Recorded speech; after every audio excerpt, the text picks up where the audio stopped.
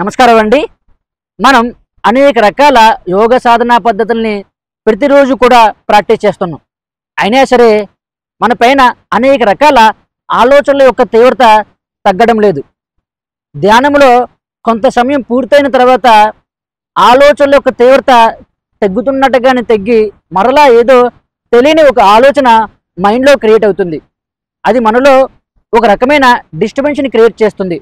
అలా ఎందుకు జరుగుతుంది? ఈ యొక్క ఆలోచన నుండి బయటపడాలంటే మనం ఎటువంటి ప్రక్రియలను పాటించాలి అనే విషయాన్ని ఈ రోజు వీడియోలో తెలుసుకోబోతున్నామండి. ఈ యొక్క వీడియోని పూర్తిగా స్కిప్ చేయకుండా చూడండి. అప్పుడే మీకు నేను చెప్పబోయే విషయం పూర్తిగా అర్థమవుతుంది. అలా కాకుండా స్కిప్ చేస్తే విలువైన సమాచారాన్ని మీరు మిస్ అయ్యేందుకు అవకాశం ఉంది. మనలో ఇన్ని రకాల ఆలోచనలు క్రియేట్ అయ్యేందుకు మూల కారణం ఏంటి అని ఒక్కసారి మనల్ని మనం ప్రశ్నిస్తే మన యొక్క శరీరం అనేది బయట ఉండే అనేక రకాల విషయాల్ని ప్రతి క్షణం కూడా గ్రహిస్తూ జ్ఞాపకాల కింద గుర్తుపట్టుకోవడం జరుగుతుంది. ఆ యొక్క జ్ఞాపకాలే మనలో ఆలోచనల కింద ప్రతి క్షణం కూడా క్రియేట్ అవుతున్నాయి. అవే మనల్ని డిస్టర్బ్ చేస్తున్నాయి. అయితే మన యొక్క శరీరం ఎన్ని రకాలుగా ఈ యొక్క బయట విషయాల్ని గ్రహిస్తూ జ్ఞాపకాల కింద గుర్తుపట్టుకుంటున్నాయి అనే విషయాన్ని మొదటగా తెలుసుకునే ప్రయత్నించేద్దాం. ఇందులో మొదటిది పంచభూతాత్మకమైన స్మృతి,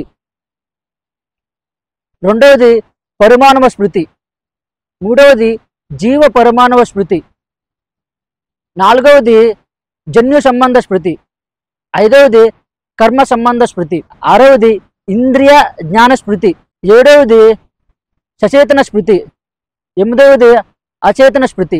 ఇలా 8 రకాలుగా మనం ఈ యొక్క స్మృతులను కలిగి ఉన్నాం. అయితే పంచభూతాత్మకమైన స్మృతి అంటే మొదటగా తెలుసుకునే ప్రయత్నించేద్దాం. మన యొక్క శరీరం అనేది పంచభూతాల యొక్క తత్వంతో ఏర్పడిందని మనకు తెలుసు కదా. అయితే మన శరీరంలో ఉండే ఈ యొక్క పంచభూతాత్మక తత్వం అనేది సమతుల్యంగా ఉండే విధమైన స్మృతి మాట. రెండవదైన పరమాణు స్మృతి అంటే మన యొక్క శరీరం అనేది పరమాణువులతో ఏర్పడింది. ఈ యొక్క పరమాణువులు మన యొక్క శరీరంలో ఎంతవరకు ఉండాలి, అలాగే ఏ ఒక్క పరమాణువు అనేది శరీరంలో ఏ విధంగా పనిచేయాలి అనేది ఈ యొక్క స్మృతిలో దాగి ఉంటుంది. జీవ పరమాణువ స్మృతి వల్ల మన యొక్క శరీరం యొక్క ఆకృతి ఏ విధంగా ఉండాలి, మనం ఏ విధంగా బిహేవ్ చేయాలి అనే విషయాన్ని ఇది మనకు గుర్తు చేస్తూ ఉంటుంది. ఉదాహరణకి మన చుట్టూ అనేక రకాల చెట్లు ఉన్నాయి, జంతువులు ఉన్నాయి, పక్షులు ఉన్నాయి.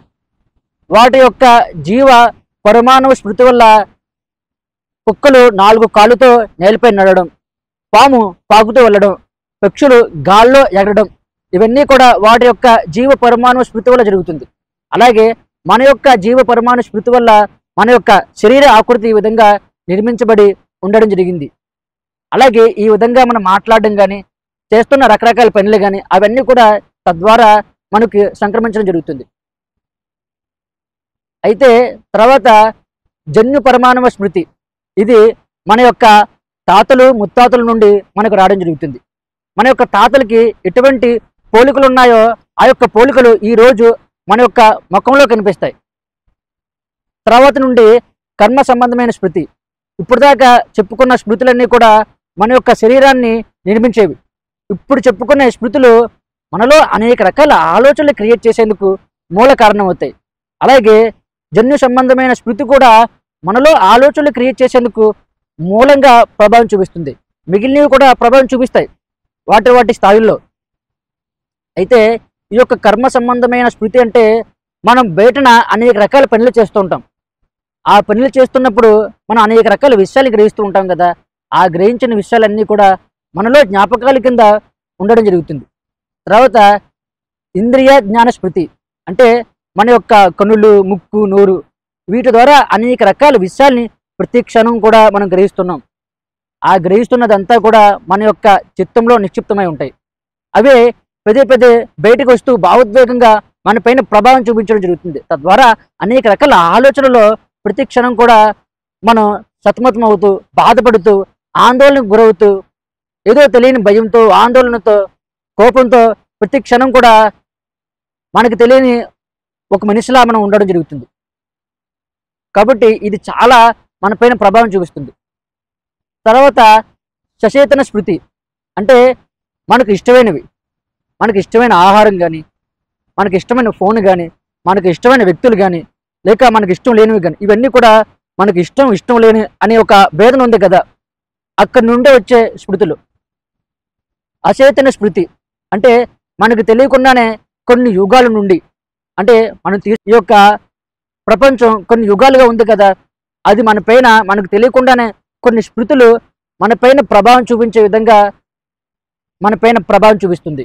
అప్పుడు ఆ యొక్క స్మృతులు మనలోకి రావడం జరుగుతుంది. తద్వారా ఆ యొక్క స్మృతులు మనలో ఉంటాయి. ఈ విధంగా మనం 8 రకాల స్మృతుల్ని గ్రహించడం జరుగుతుంది. ఇందులో మనకు జన్యు సంబంధమైన స్మృతి, కర్మ సంబంధమైన స్మృతి, ఇంద్రియ స్మృతి, అలాగే సచేతన స్మృతి, అచేతన స్మృతి, ఈ 5 రకాల స్మృతులు మన పైన అధికంగా ప్రభావం చూపిస్తాయి. వీటి వల్లే మనలో అధికంగా ఆలోచనలు క్రియేట్ అవుతాయి. అందుకే మనం మెడిటేషన్లో కూర్చున్నా సరే ఈ యొక్క ఆలోచనల యొక్క ప్రభావం తగ్గదు. ఎందుకంటే ఇన్ని రకాలుగా మనం సమాచారాన్ని గ్రహిస్తున్నాం కదా, గ్రహిస్తున్న సమాచారం అంతా కూడా మనలో నిక్షిప్తం అయిపోతుంది. ఆ నిక్షిప్తం అయిపోయేది నెమ్మదిగా తుడిచిపెట్టుకుపోయేందుకు చాలా కాలం టైం పడుతుంది అన్నమాట. తద్వారా మనం ఈ యొక్క ఆలోచనలో ఉండిపోతున్నాం. మరి ఏం చేయాలి అని ప్రతి ఒక్కరికి కూడా సందేహం ఉంటుంది కదా. మనం చేయవలసింది ఒకే ఒకటి. మన ముందు ఒక పెద్ద కొండ ఒకటి ఉంది, దాన్ని పూర్తిగా తవ్వాలనుకున్నప్పుడు కొందరు మనుషుల్ని పెట్టి మనం తవ్వించవచ్చు, లేదా ఏవైనా కొన్ని యంత్రాలను పెట్టి కూడా తవ్వించవచ్చు. కాబట్టి మనం కొన్ని బలమైన సాధనా పద్ధతులను తీసుకొని ప్రతిరోజు ప్రాక్టీస్ చేస్తే ఆటోమేటిక్గా ఈ యొక్క స్మృతుల యొక్క తీవ్రత పూర్తిగా తగ్గిపోతుంది.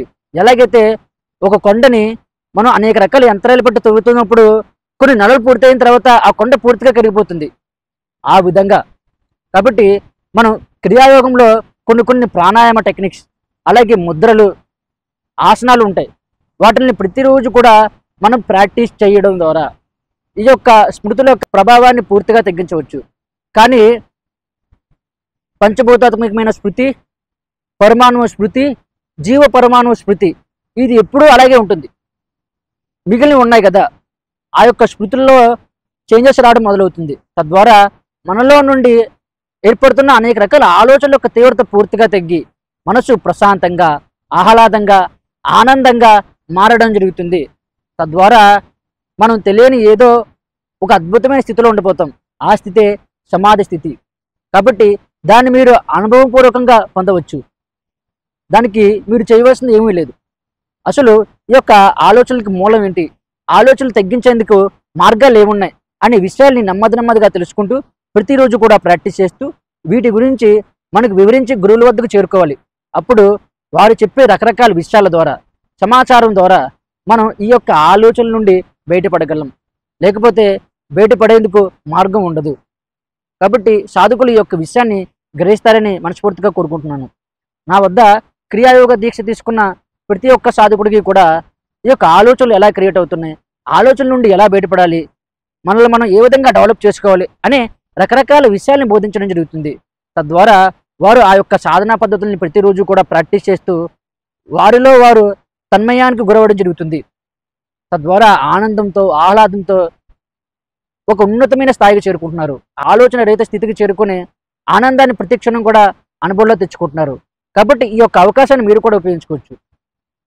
మీకు ఏవైనా సందేహాలు ఉంటే కామెంట్ బాక్స్లో తెలియజేయండి. ఏవైనా సాధనల గురించి తెలుసుకోవాలనుకున్నా సరే కామెంట్ చేయండి. Thank you.